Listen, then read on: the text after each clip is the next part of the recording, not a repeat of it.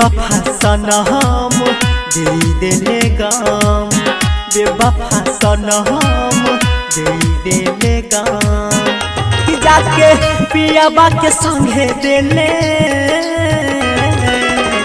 हमारा जखम, बेवफा सनम बेवफा सनम दे देले गम।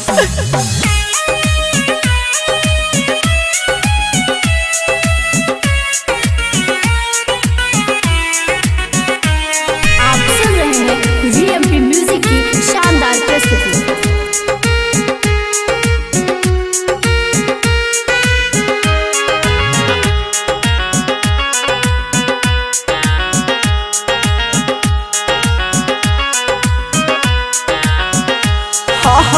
दिलवा रोबा है पल पल रानी तोरे याद में, चल गेले जिंदगी हमर करके बर्बाद गे जा।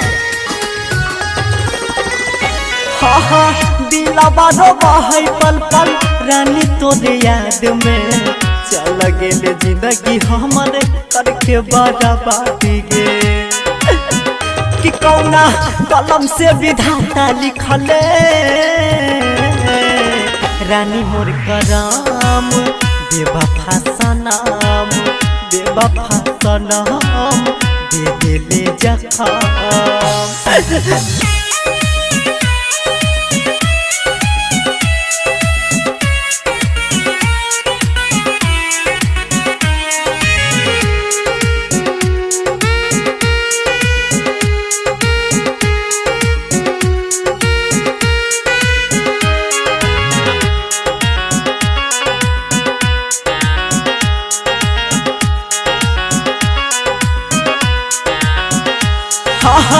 राइटर जे सके जाके बन गेले चांद गे, निरमल विनय के कैले अंगना अनार गे।